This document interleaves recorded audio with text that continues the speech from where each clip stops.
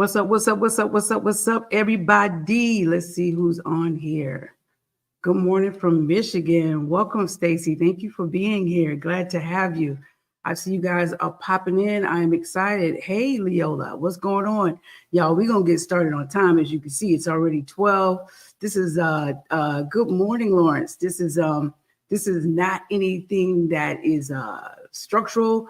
I literally only intend to present for like 30 minutes, and I'm opening up for questions. And just to make sure I don't be long-winded, I only did like 2 or 3 slides. Good morning, Letitia. Good morning. Good morning. So I'm so glad you guys are here on a Saturday. You did not think it was robbery of your time to learn some things. For those of you who are, and just so y'all know, this is live. It is November 4th, 12:01 p.m. right now. Okay, because I know people are used to tuning into a pre-recorded webinars, but this one is actually live. I'm sitting here with you.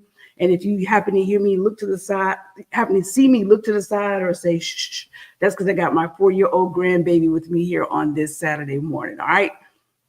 So my name is Solandia Hammond, AKA Suham Baby.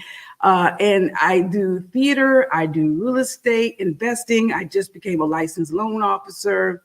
I'm a writer and an actor, Marine veteran, and an author, and those are just titles. I don't really care about it. What I really do is I transform people through transforming homes, neighborhoods, and people through education and real estate and entertainment. So that's what I really, really do. I don't care about the titles. I love sharing knowledge. I love seeing people take the knowledge and apply it, because that's the most important thing. Good morning, Tashima. Thank you for joining. I appreciate it.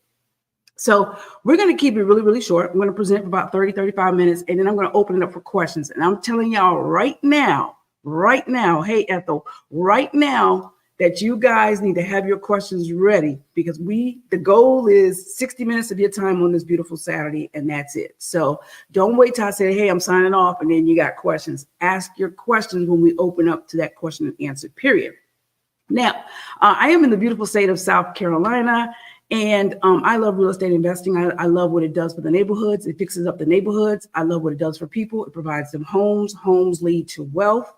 And I love what it does for me. It provides me income. It provides me profit. So it's a win-win-win. We're cleaning up the community, appreciating the neighborhood. We're providing homes, and we are collecting profits. And I feel like I'm living my purpose through real estate, entertainment, and education. So that's enough about me. The reason why you're on this webinar is because you want to learn how to find and finance properties. Now, I want to be honest with you guys. What I'm probably going to do, I haven't decided yet how often, is probably come live 2 times a month or either once a month and do a series and give information on different things of real estate. It's so many moving parts till it's kind of hard to try to condense everything in a 1-hour webinar. So for those of you that want more information, I'm going to give you a website where you can watch a 2.5-hour webinar that I did, jam-packed with information. And it's free to watch, and you can go watch that. But today we are focusing on how to find properties and how to finance properties. All right. So let's see if I can pull up the old handy dandy slides. There we go. All right. Let me know if you guys can see that. Comment and let me know if you can see that. I'm going to make it bigger. Let's just take me out. Can you guys see that screen? Comment, and then we can keep moving forward.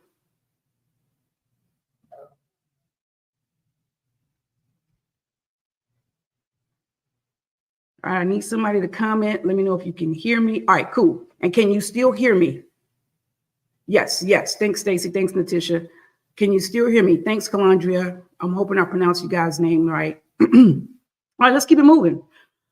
All right, so I hope you have pencil and paper ready, okay? Or screenshot the slide, just let me know. All right, so finding and funding properties is what we're gonna cover in the next 20 to 30 minutes, and then we'll have questions and answers. I appreciate you guys. My official website is moneyWithRealEstate.com. Gotta be very honest with you, I wanna drop a disclaimer. There's so many frauds and phonies and scammers going around to the point where it's kind of hard to know who to trust, right? The disclaimer is nothing about a scam, but I just want y'all to be careful. There's a lot of people giving people money to invest for them, and they're not doing contracts. They're not doing their due diligence. I always encourage people to really, really never give anybody money without a contract and an attorney involved. Okay. So the disclaimer for this particular class, I just want to be straight up. I'm not a certified financial planner or advisor, nor a certified financial analyst, nor an economist, nor a CPA, nor an accountant, nor a lawyer. The contents on my website, webinars, classes, trainings, or for informational purposes only, and does not constitute financial, accounting, or legal advice. I can't promise that the information shared is appropriate for you or anyone else. By being here on this webinar, class, training, or using my websites and or buying any courses I offer, you agree to hold me and others in this course harmless from any ramifications, financial or otherwise, that occur to you as a result of acting on information found on this training, class, and or website. We always caution everyone to do their due diligence and research. We can't guarantee results because results vary and they're tied to your actions, and I can't govern your actions. So yes, Lawrence, the stream has started. Can you guys see my screen? Because I'm thinking that Lawrence may not be able to see it. Can you guys, if you guys can hear and see me, say, yes, I can hear and see you. That way I can go ahead and move forward. Good deal. Thanks, Pamela. All right. That is the disclaimer, guys. And for anybody that you follow, listen to me clearly. You've seen it.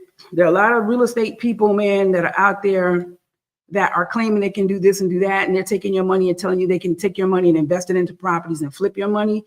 Please do not just give somebody your money to flip a property and you have not gone through an attorney for closing. I have a lot of other videos out telling people about how you also need to do title searches on properties, all of this good stuff, because people will take you for a ride. All right, that's enough on that. Let's get back to why we're here.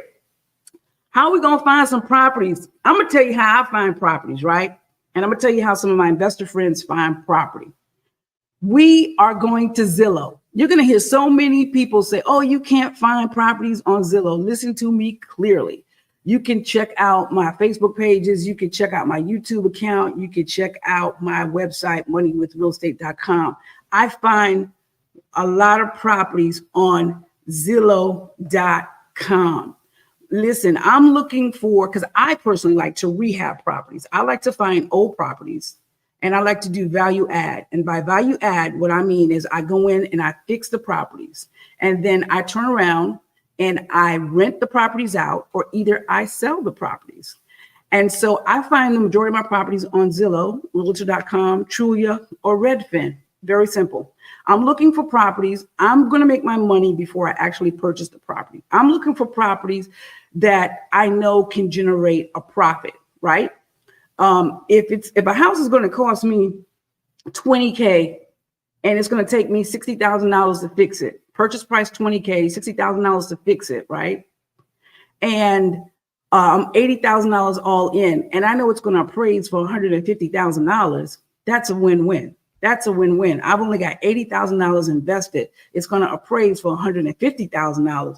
That's a win-win. We're talking about the difference of $70,000 in equity, all right, between what I put in and what the house is worth. So I'm looking for houses on Zillow that meet my criteria. I don't know what your criteria may be, but typically I'm looking for houses that have about 1,000 square feet, between 1,000 square feet to 2,000 square feet. I usually want 3 bedrooms and 2 baths. However, if it has 3 bedrooms and 1 bath, I'm looking at the floor plan to see if there's some way I can squeeze a half a bath in or a full bath. I'm looking to do that because I know most families want a 3-2 or at least 3 1.5. Okay. Next thing I'm doing is I'm looking at my realtor. Listen, my realtor just brought me 8 different properties the other day, and it hasn't even hit the market, right? Hit the market means MLS, means Zillow, means Realtor, Trulia, or Redfin.com. My realtor said, hey, the investor who owns this property wanted you to look at these properties first to determine if you wanted them. Now, I would not be given these properties, the opportunity to view these properties, if I had not established a relationship with my realtor.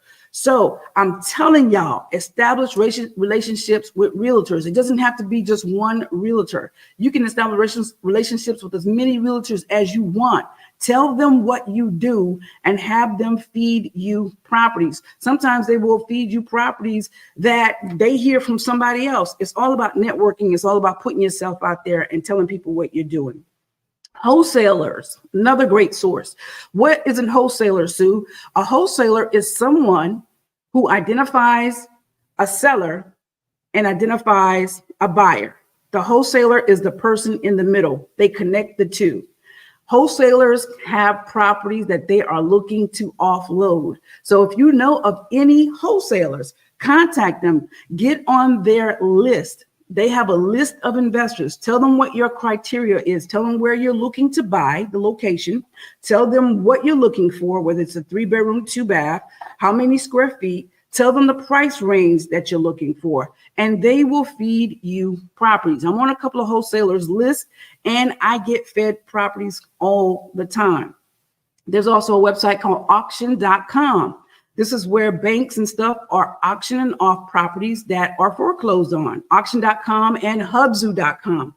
Now, I personally have not gotten any property off these websites, but I have looked at these websites. I actually bidded on a property on auction.com. I didn't win it, but I did bid on the property. So auction.com, hubzu.com, these are places, these are websites that banks use to sell foreclosed homes. And I'm telling you, you can get most of them for pennies on the freaking dollar, and they're free to use. Everything that I've given you so far is free. You understand what I'm trying to tell you? FREE, just like the webinar that you just signed up for. Free. Another source that people overlook, Facebook groups. I am in several Facebook groups that pertain to real estate investing. All right. Now, you got to be careful about scammers. I already told y'all that, right? So you got to do your due diligence. So, but in Facebook groups, there are people that list properties for sale. Look at that. Facebook Marketplace. There are people that are listing properties for sale. Again, beware of scammers. You got to do the research. If they're giving you an address and whatnot, look that thing up, man, you know, and never exchange money to the seller or the wholesaler or whoever has the property without an attorney being involved. Do you understand that? Comment yes if you understand what I just said. Never exchange money with hey Leola. Yes, Leola says she's a wholesaler. She says connect. Put her up right there. Leola, drop your information in the chat so everybody can see it. Never exchange money with anyone unless an attorney is involved. Please comment yes if y'all understand that. Please, yes, yes. I need to see it. Yes, yes, yes. Please, come on, comment. Yes, thank you, thank you, thank you. That's how you're going to protect yourself. Okay. All right.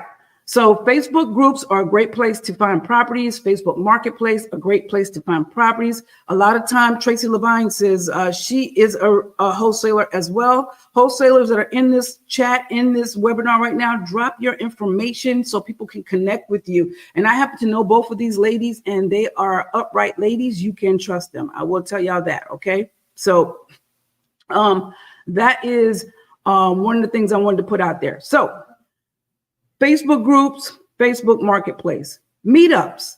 Guys, get on Facebook and Google the real estate meetup groups in your area. If you're in Charlotte, Google real estate meetup groups and go to these meetings. They actually have meetings that do, some of them do training like how I'm doing right now. You can learn for free, man. You can learn for free. And they also bring in finance people that can help you as well. So go to your local real estate meetups. They're called RIAs. Go to your local real estate meetups, find out where they are, and go and meet people, man. Investors have properties that they are wanting to sell. I have a property right now on the market that's being shown today that is for sale. Listen, I put the word out through Facebook. People tell other people. My realtor tells people it's on Zillow, it's on the MLS. So you've got to go where people who have properties want to sell properties. All right. So I definitely want you to get into the circles of going to meetups, but not only get into that circle just to find properties, but you'll also find people who can finance your properties, right? Which is what we're going to cover next. All right. So let's keep it moving. You can also contact attorneys. Attorneys may have lists of people who are in probate, who may be going through a divorce, who may be having a foreclosure of that nature. You can contact them and ask them if they have anybody that is wanting to sell their house because they're in a difficult situation and they need to get rid of it. Okay, I personally have not contacted any attorneys. I've never used this method, but I've heard of people who have done this method. Okay, you can buy lists. Now, what I mean by that is there are people who sell lists online. Do your due diligence, make sure it's a reputable company that sells lists online of houses that could potentially be for sale in your market. Okay, so you can actually buy a list. Then there's this little thing called PropStream. PropStream actually generates lists for you, right? They have a 7-day trial. You can go to the website, PropStream, 7-day trial, try it out for a few days, but you can actually pull up properties that you can build a list by pulling up properties by certain criteria. Like if you want a property, let's just say a single family property with 3 bedrooms, 2 baths in a certain area, you can go to PropStream and build that, and you can look for it. And if you say, I want to make sure it doesn't have any mortgages on it, you can generate that list in PropStream. You can find the owner. You can find out if the owner owns other properties and contact them and see if they want to sell them. So PropStream is a really, really great resource. I think it's about $90 a month after your 7-day trial. So that is a service that you will pay for. So if you're not quite ready to do that, remember everything above, I have given you free ways to find properties, free freaking ways. And if you are a beginner, go with a wholesaler, because a wholesaler 9 times out of 10 has access to PropStream and can find what you're looking for, or just look at Zillow, connect with the realtors, go to the auction.com, hubzoo.com, Facebook, all that good stuff. Okay. Go to tax sales. This is the time of the year where most states are having tax sales. Matter of fact, in Williamsburg County in King Street, South Carolina, they just had their tax sale. I think it was November 1st. You can find properties that way. But listen, you don't have to wait until the tax sales, because counties and towns, municipalities, they post the properties that are for sale ahead of the sale. They typically post it a month to 2 months prior to the sale. So what does that mean? That means that you can go in and still try to contact the seller and see if they will sell it to you, because 9 times out of 10, they're probably going to lose it at the tax sale anyways. And if you do that, you may be able to get it for less. Or you can just wait and go to the tax sale and bid against other people. Now, bear in mind that when you're buying properties at the tax sales, most states have a 12-month redemption period. That means that the owner of that property has up to 12 months to get that property back by paying the taxes.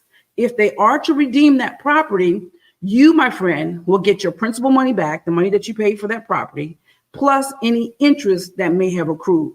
So I always tell people, if you don't mind having your money tied up for a year, 1 or 2 things is going to happen. 1, you're either going to get the property, or 2, you're going to get your money back, the principal that you paid, plus any interest, which is going to be better than sitting in a bank account anyways. That is my humble opinion. I went to a tax sale and I purchased an 1.5 acres of land. And I think about 4 or 5 months later, the owner actually came back and paid the taxes. So I was given back my $1,600 plus an additional $96. There's no way my $1,600 would have made $96 sitting up in a savings account. So I wanted the land, but hey, I'll take the $96, So tax sales, and you can go to, some people have tax sales online. I'll be honest with you. I am not a guru in tax sales online or in other states. I have just gone to the tax sales in my county. But what I can tell you from being there, I've seen where people have paid $25,000 for like 100 acres of land. Come on now, think about that. Let that resonate while I drink some water. $25,000 for an acre of land. I paid, I bid it $1,600 for 1.5 acres. I was there where they had like 0.10, 0.10 is not a lot of land, or 0.25 is not a lot of land. But they were actually auctioning off land for $100, $200, $300, $500.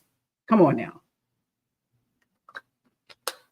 Think about that. God's not making any more land. So tax sales is another way. Most times you have to have your money the same day to pay for it, or within 2 to 3 days. It depends on what your municipality rules are.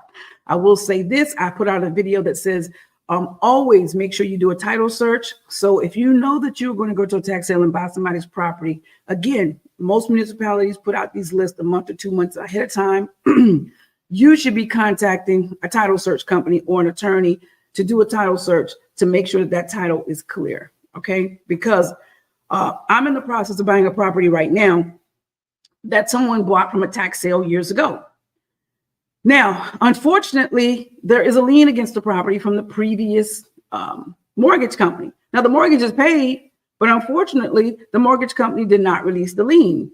And the mortgage company has now since gone out of business. Well, the person who bought it from a tax sale didn't do a title search. They thought they owned it free and clear. Now they're trying to sell it to me. I went to an attorney because I don't do business unless an attorney is involved. I'm in South Carolina.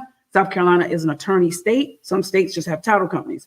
So I don't do business unless an attorney is involved. Went to the attorney, did the title search, and boom, lo and behold, there is a lien against the property. So that means that I would never own it free and clear unless we clear that lien. So now we're going to have to try another method to try to get that lien clear, which means employing another attorney, which means even more money. All right. So just wanted to drop that in y'all's spirit. Are y'all feeling me right now? Is this some good information? Comment yes. Comment yes. Are you learning something? Comment yes. Let me know. Comment yes. Or comment no. If you don't feel like it's good information, if you feel like you're not learning anything. Thank you, Pamela. Pamela says yes. Appreciate that. Claretta says yes. Joy says yes. Tracy says yes. Tashima says yes. Lawrence says yes. Angela says yes. Good. Julius and Raphael says yes. All right, well, we're going to keep it moving. Keep it moving. All right, so another way is classified ads. Pick up the paper, man. Yeah, the newspaper is still being printed. So you can actually use the newspaper and actually look and see who's selling property. It's as simple as that. Go through the classified ads or Craigslist. Let me put a disclaimer out there with Craigslist.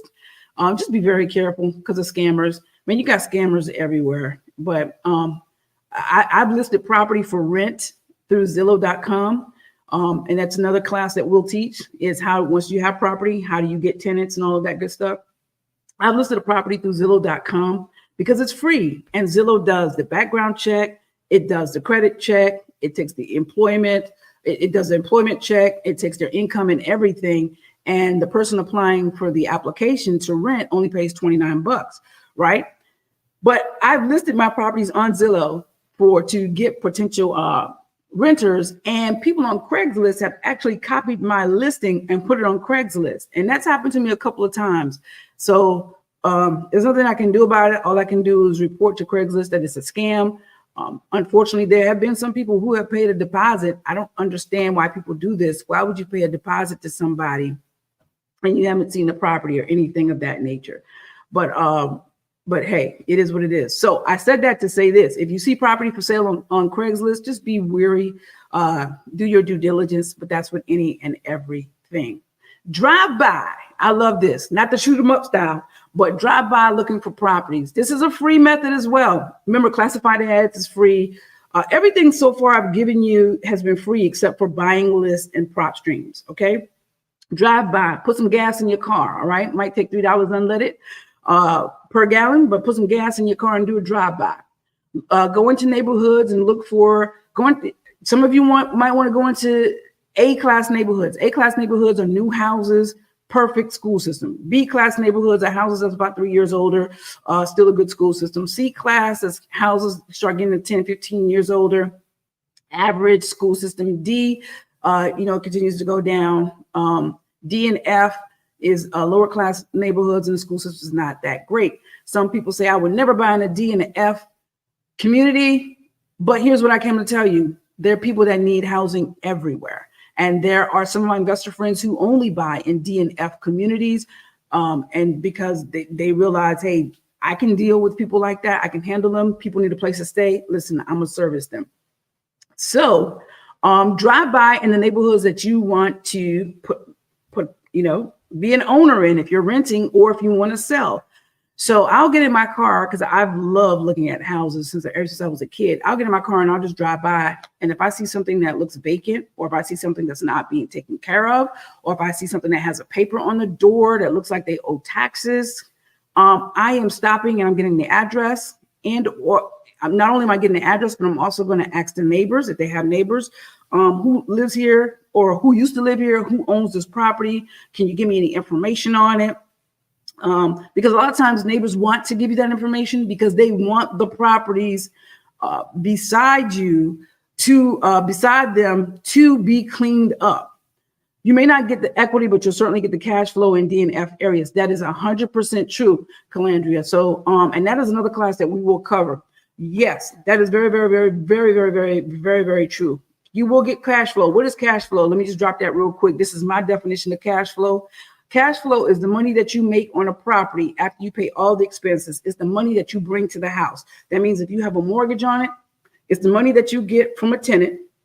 If your rent is $1,500, right? That's the money you get from a tenant, and you pay the mortgage. You pay if you're paying landscaping, you pay the landscaping. You set aside money for repairs. You set aside money for vacancy. You set aside money for any capital expenditures that may come up, insurance, taxes, all that good stuff. You pay all that good stuff. Whatever is left from that rent and your expenses is the cash flow. That's the money that you bring to the house, and we always want positive cash flow unless you've got a lot of properties to offset that and you are banking on appreciation. All right. Appreciation is really how you get rich. I used to say back in the day, oh no, it's cash flow, but appreciation is really how you get rich. I live in Horry County, and in Horry County right now, appreciation is like 15 to 18% a year. So you do the math. You buy $100,000 house, you hold it for a year, it's appreciated 15%. That's $15,000 you just made just living in your house. All right. That's just something to think about. I feel cash flow is more important than net worth. And I think that just depends on everybody where you are. I like both. I like cash flow and I like appreciation. So it depends on where you are in your investing journey on what is going to be better for you. Just like some people say, never pay off your primary mortgage because it's a liability. It depends on where you are in life. Because at this point in stage right now, with appreciation going up, I don't feel like a single family home that you're living in primary is a liability, because that could, when we get into financing properties, that could actually be the cash cow that leads you to buy other investment properties. So it depends on where you are in life. Not every shoe fits every person. So you got to get in your lane and know where you want to drive. Contractors are great. Listen, they working with people. They know other investors. They can give you leads. They can let you know there's a property over here. You should look into it. I get that all the time from my contractors. They tell me all the time, listen, Sue, there's a property over here. You might want to check it out. So tap into contractors and ask them if they have any leads on anybody who's selling a house that want to get rid of a house. Okay. Also, I didn't put it on here, but let people know what you do. Put it on social media. The reason why I just picked up 5 houses. We're still in November. We're in November. I picked up 5 houses last month, October. I picked up 5 houses because people know what I do. I let people know what I do. I put it on social media. I tell people that I meet all the time what I do. And so a few of the houses that I have gotten has been because somebody inboxed me and say, hey, Sue, will you take a look at this property? Are you interested in buying? Simple as that. I'm not paying anybody to do anything for me. People are coming to me. And so I picked up 5 houses last month based on an inbox on Facebook. Tell people what you do. Tell people what you are looking for. Let them know. And social media has been a blessing for me. So what is let me see, what is that? The last thing on my list. Banks. Yes, banks. Go ahead and take a screenshot of this, guys, because we're about to leave this slide. Banks are not in the business to hold properties, right? So call banks or either go to their websites and ask them if they have any REO, and that's real estate owned. Banks are not in the business to hold real estate on their books. So if they have any real estate that they own and they want to sell, contact them and they could sell it for less. You can also go to HUD.gov. Guys, there's so many different places to find properties. You can go to HUD.gov, HUD.gov. They have properties. You can go to, I actually looked at a property that was with Department of Transportation, guys. Department of Transportation had a property that they were selling for $8,500. How did I find this property? I didn't know Department of Transportation sold property. Facebook friend, because I tell people what I do, inboxed me and said, Sue, you should check out this house with DOT. It was $8,500. The only thing is you had to move the house. I couldn't find any movers. And then when I did find a mover, I couldn't find a new mover fast enough. And then when I did find a mover, by that time, DOT said the house was already sold. So Department of Transportation does sell houses. So like I said, a lot of different places where you guys can find properties, and take a screenshot of that. And we're going to go to the next slide. We're doing good. Oh, it's 12:30. I got to hurry up. Because I'm going to leave time for questions. All right, moving to the next slide. Let's see here. Financing properties. How do you get the money to buy these properties? So you can use your own money. If you're comfortable with that, use your own money. When I bought the 5 properties last month, I used my own money because I needed to get in there fast, and I knew I wanted to make this deal quick. It was a great deal, and I didn't want to chance it, and boom. So I used my own money. You can use private money. Private money is money that I like to say from friends and family. Private money is great money. It's other people's money, right? OPM. You down with OPM? Yes, I am. Using other people's money. Private money, most times when it's family and friends or somebody really, really close, sometimes you can, generate some great terms. Sometimes you can do 0% interest. Come on, somebody, I love them terms. Sometimes you can do, and again, you want to do contracts. Okay. You want everything, guys. You want to get contracts, right? Also, when I'm using other people's money, we are doing contracts, and I am also making, they own the property, the interest, the investment is theirs, the property, until I make good on it, till I either refinance it if I'm going to put a tenant in and pay them out, or I either sell the property and pay them out. Okay. So they become the mortgagee.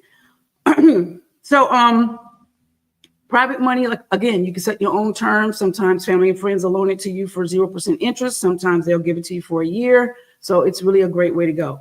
Banks, if you got the credit score, all that great stuff, you can do VA loans, FHA loans, and USDA and conventional loans. Here's the thing about VA loans. I know you're probably saying, but Sue, and it's for veterans. I'm a veteran. I'm a prior Marine. Well, they say once a Marine, always a Marine. I'm a Marine. So with the VA loans and FHA loans, you can buy, and conventional loans, you can buy small multifamily units. Small multifamily units are duplexes, triplexes, and quads. So what does that mean? Instead of you buying a single family home, right, and moving into it, you can buy a duplex and instantly become an investor. You can live in one side, and rent out the other side. Buy a triplex, live in one side, rent out the other 2 sides. Buy a quad, live in one side, rent out the other 3 sides. And with the VA loan, it's 0% down, and you automatically become an investor. You can't freaking beat that. FHA is 3.5% down. You can do the same thing. USDA, they have 0% down loans, but they don't do the small multifamily units. It's primary, and conventional will do that as well. All right. FHA now, I think they're changing the rule on November 20th. I got to go back and double check. So don't quote me on this. Don't hold me to this. But I think FHA now is, even if you're not going to live in a duplex, triplex, or quad, they're making it to where you can put 5% down as an investor and still buy these properties. Come on, somebody. Do you understand what that means? That means you could find a $100,000 duplex and only have to put 5% down. Of course, pay closing costs. But come on. 5% of $100,000 is $5,000 freaking dollars. Come on, somebody. So it's getting better, in my opinion. Hard money lenders. Hard money lenders are people that loan you money based on the asset. I use Rehab Wallet, rehabwallet.com. They'll probably have them on the next webinar. They were going to come on this time, but it was a little bit too late in the game. Thank you, Calandria, Ms. Williams. It was a little bit too late in the game when we connected. But I use Rehab Wallet. I've been using them. I use them for several of my loans. Let me tell you why hard money lenders, I love Rehab Wallet, is because I get the money ASAP. Usually after I do an application, boom, the next day we're rocking and rolling. We're getting to an attorney's office in 2 weeks, 2-3 weeks tops. I'm closing on a loan, right? So they loan you the money based off the asset, which is the actual real estate. They don't care about what's in your bank. They don't care about your credit score. They don't ask you for no tax returns, none of that. Okay. They are going to charge you, I think it's 2 points on the loan. And of course, you're going to pay closing fees. And they will, what will they fund? Will they fund, is it 90%? I can't even remember, because right now I'm a VIP customer, so they fund 100% of my loans, so 100%. But you can check them out, rehabwallet.com. Maybe on the next webinar, we will have someone, Angie, in to talk to us how Rehab Wallet does their funding. But you can actually go to their website and check them out as well. If you got a 401k and you feel comfortable pulling the money from that to do a down payment on real estate investment property, then go for it. Go for it. Because you have to just look at your rate of return. I mean, the rate of investment and all that good stuff. Everything that I'm telling you guys, you got to do what's comfortable for you. Even when it comes down to using credit cards to buy properties, I have done that, but I do that with a plan. You got to have a freaking plan. How are you going to pay this thing back off, right? Because if you got 0% interest on a credit card for a year, and you know that you can get a property and turn it around if you want to rehab it, and put a tenant in it or sell it, and you can pay off that credit card, why not do it? It's 0% interest. It's like using cash. But you got to do what's smart for you, and you got to have a freaking plan. HELOC, home equity line of credit. You got a house. I don't know of anybody really that's doing HELOCs on investment property. So basically it's on your primary property.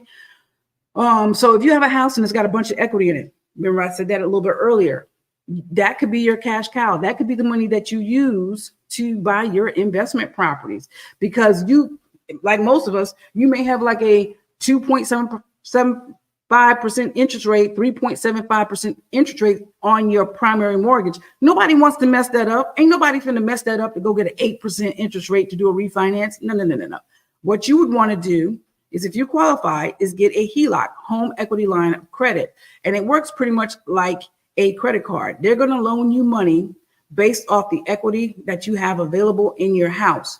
And anytime that you use it, that's what you make a payment on.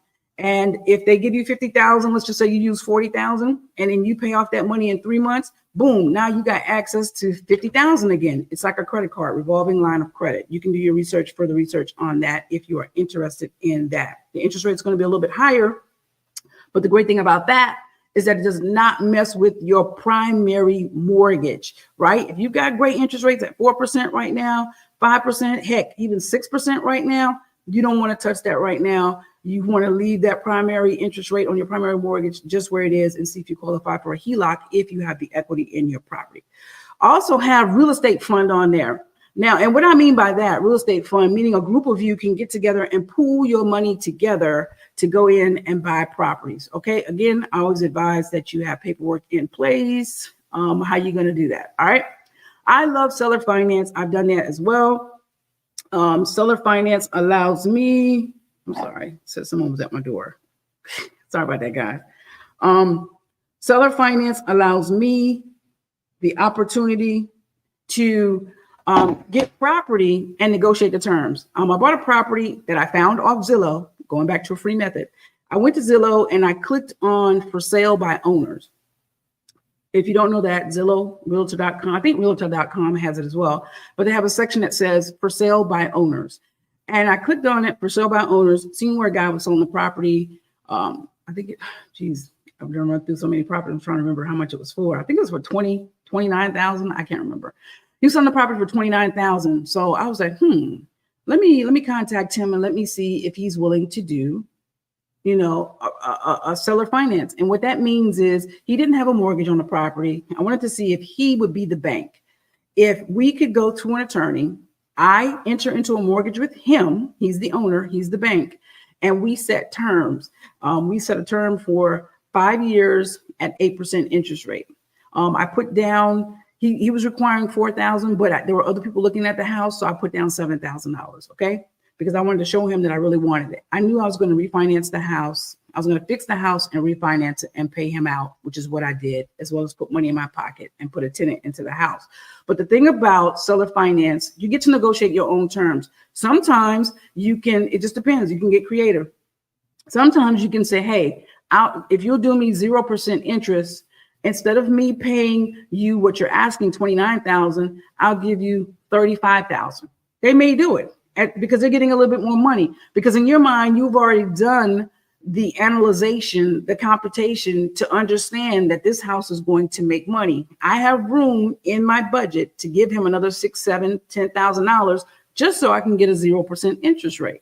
So it just depends on how you want to do it. But at the end of the day, everything needs to go to an attorney. And that's exactly what we did. We had the mortgage recorded, the deed recorded. We went through an attorney, and boom, every month I sent him $385 as my mortgage payment on that house while I was fixing it up. And then once I got it refinanced, the bank paid him out, gave me the difference in what I owed him and the equity I was getting, put that money in my pocket, and then I put a tenant into the house, and they paid the new mortgage payment to the bank plus the taxes and the insurance. And I still made an extra $400 or $500 a month on cash flow.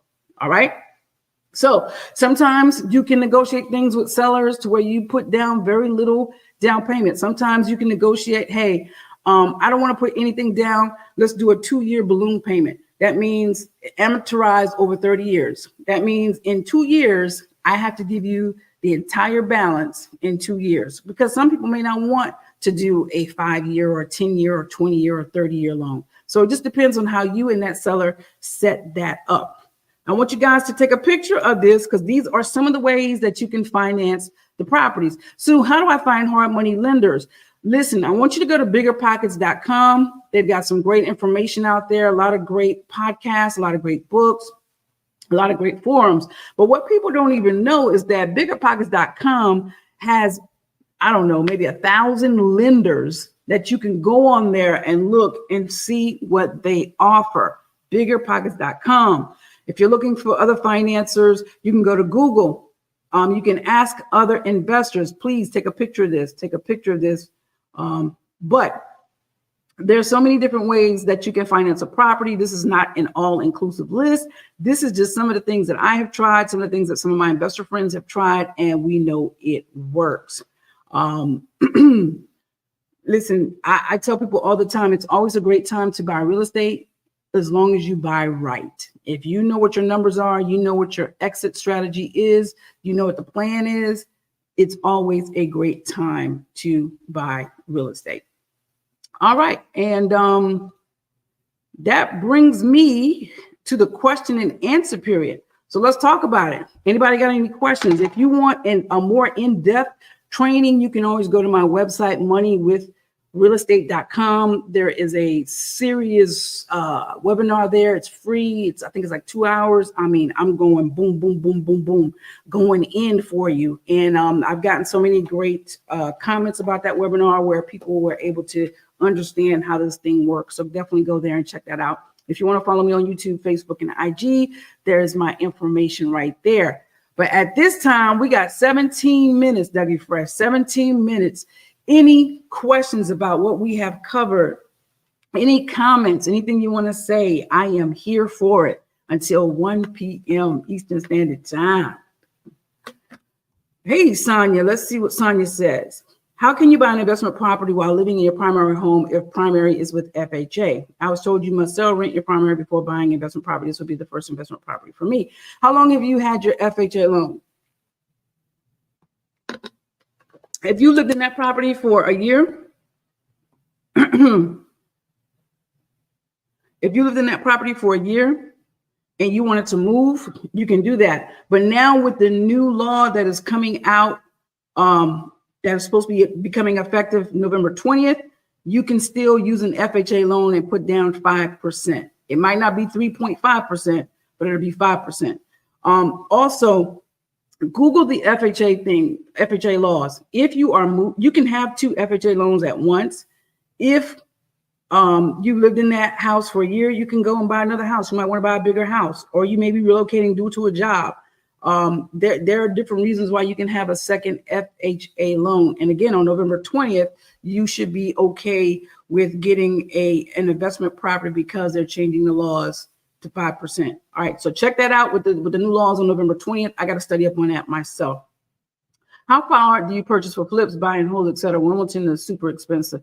Yeah, Wilmington is super expensive. I'll be very honest with you. I purchase in my backyard. I purchase out about an hour to 2 hours, to be honest with you, in the state of South Carolina.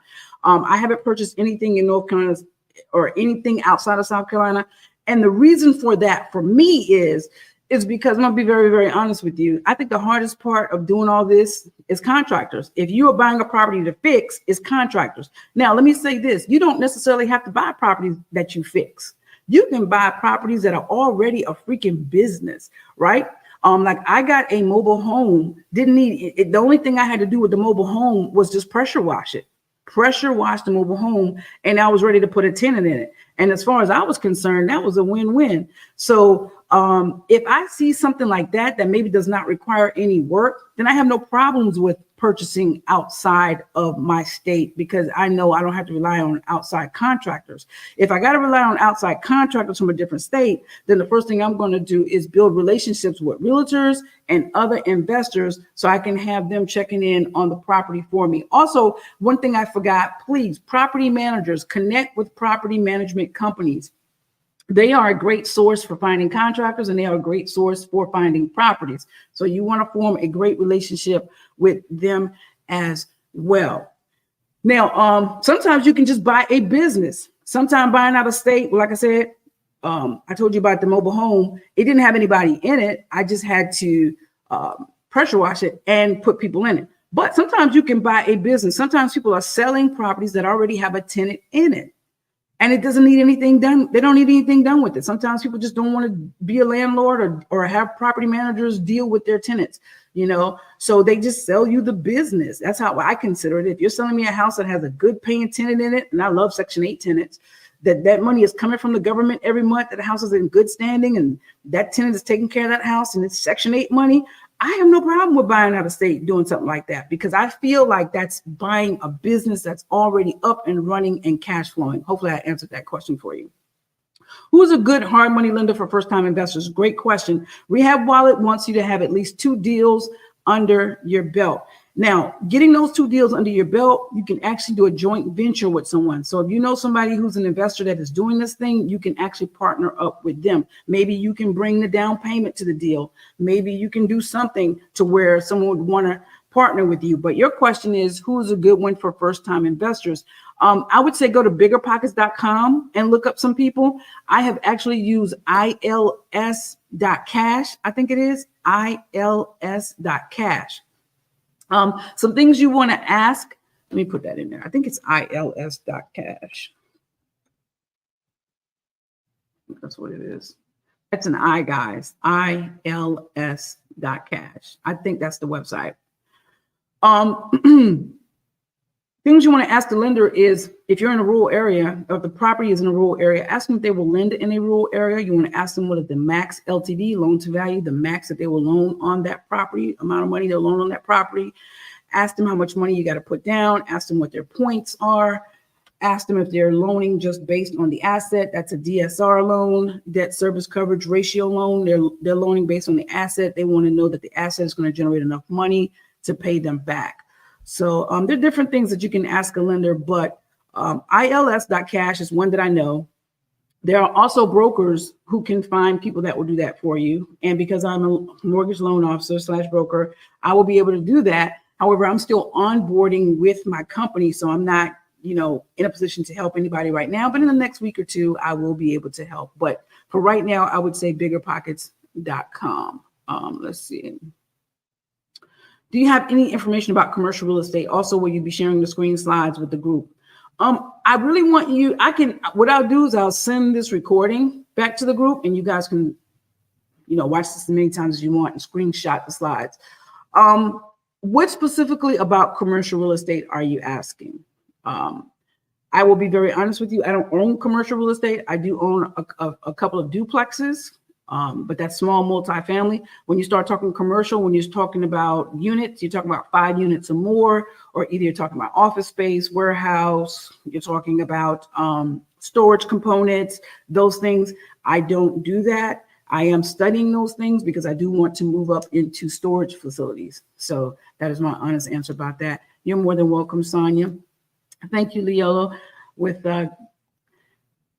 How do you vet your tenants? I vet my tenants. Well, first thing I do is I'm going through Zillow.com because Zillow only charges them $29. You got some people. Okay, first of all, let me say this. Either you hire a property manager to do all that for you, okay, or you do it yourself. Hire a property management company to do that for you, or you do it yourself. How do you find property management companies? That's going to be another series that we'll teach on. You can Google them. You can get references from all the different places that I just listed on this webinar: realtors, contractors, going to meetups, Google, all that great stuff. So if you yourself are going to do the rental process and all of that, be the landlord, then the way that I do it is I'm putting my stuff on Zillow and I am listing my property and I am stating, what I am looking for. I'm gonna be very honest with you. It's very hard to find people who make 3 times the rent. A lot of people are looking for people who make their income has to be 3 times the rent. Example, if the rent is $1,000, they're saying that in order to qualify for this property, you have to make 3 times the rent. That means you have to make $3,000. It depends on where you are, but in the area that I am in the area that I service mostly, which is Williamsburg County and Lower Florence County, a lot of people don't make that kind of money. So I kind of like took that stipulation away because I'm also looking to help Section 8 people. And a lot of people don't want to take Section 8 clients because they have this stereotype about Section 8 clients being nasty, being rude, being dirty, and that is not always the case. You can have that with people with 800 credit scores. You can have that with people making a 6-figure income. Okay, people going people. So the way I screen it is through Zillow.com. I put my property out there. I tell them Section 8 is welcome to apply. I'm looking for at least 2 times the rent because you can't. If my rent is $1,000, you can't tell me you're only making $1,000 a month and think that you're going to afford $1,000 rent. It's just not possible because you probably got some children. You probably have a car note. You got to pay utilities, for God's sake. So that's not going to fly for me. So you need to make at least 2 times the rent.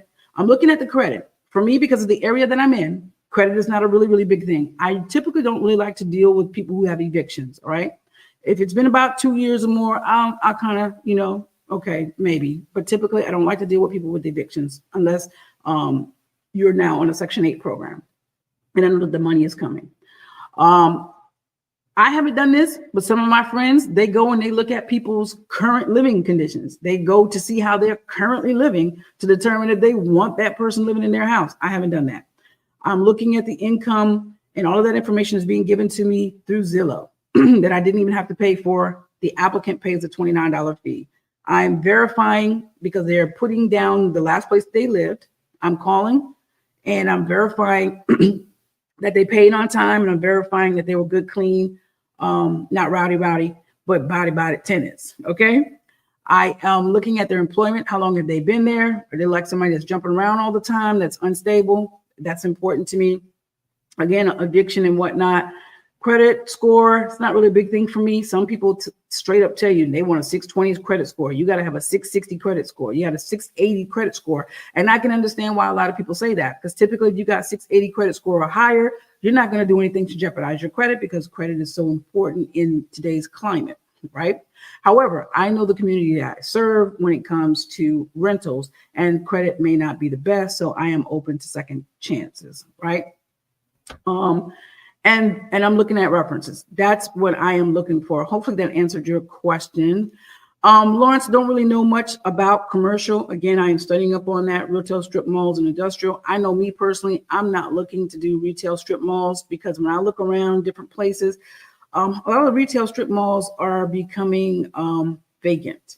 So, but what I do see is that people are continuously putting up storage facilities, especially in the Myrtle Beach area for boats and whatnot, because a lot of people are migrating to Myrtle Beach and people are needing that storage. And a lot of things about great thing with storage is even if it's not boat storage or RV storage, you don't have to deal with people, man. And most times that money is automated. You're drafting it off their credit card every month. So that money is coming to you. So if you want to do an increase, you can do an increase. And most people don't even notice it because it's being drafted off their credit cards. You just simply send them a notice and boom, we're going up on the fees and boom, you ain't got to worry about fixing nothing. You just make sure the storage facility is clean. So sorry, I can't help you there, bro.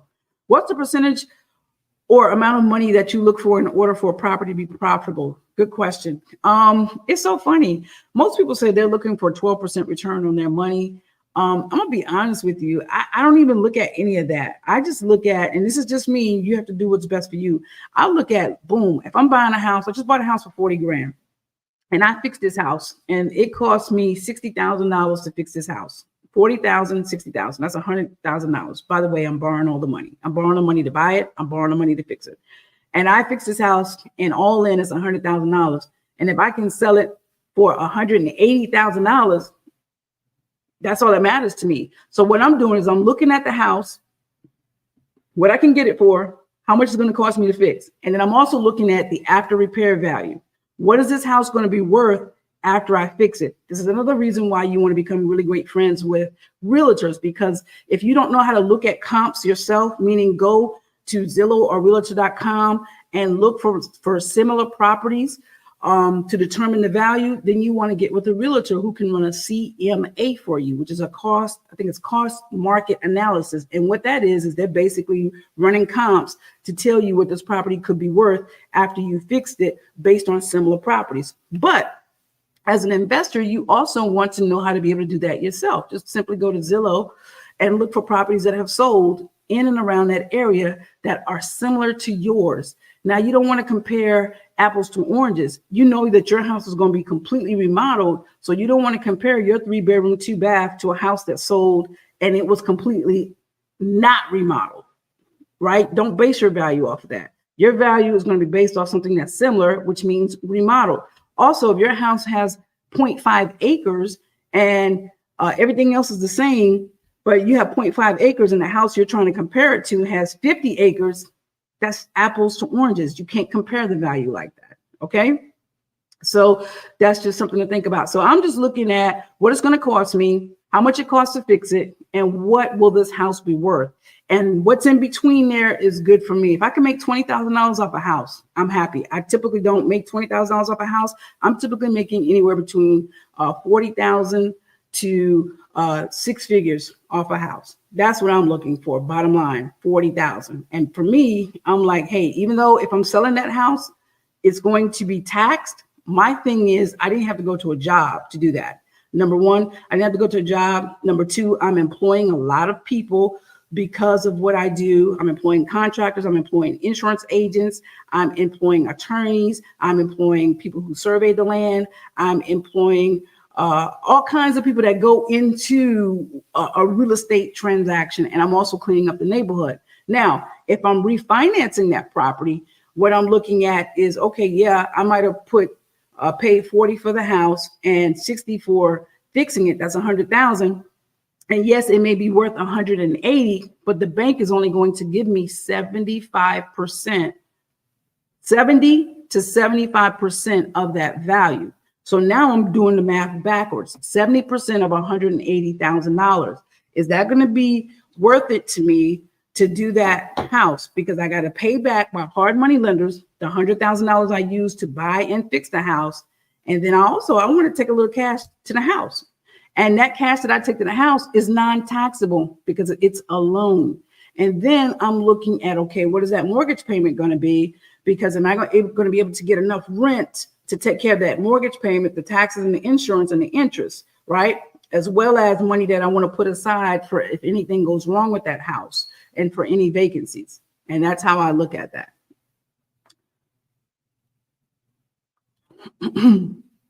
Does the course you offer include one-on-one time with you through the first investing venture? So here's how that works with my course. Thank you for asking that. With my course, you have access to a small Facebook group with me and other investors, and you can ask your questions there.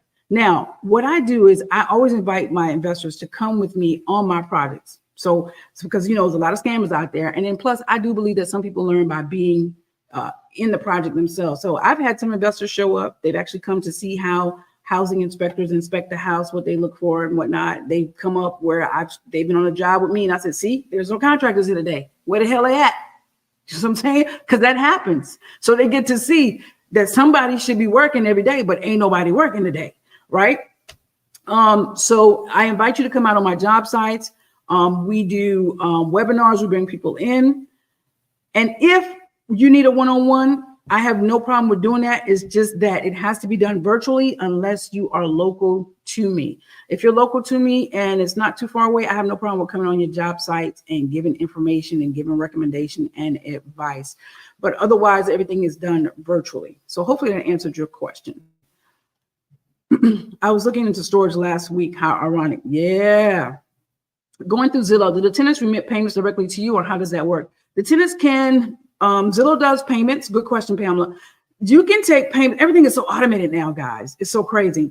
You can take payments through Zillow for your rentals. If that's what you want to do, you can create a lease through Zillow. I've never done it. I use avail.co.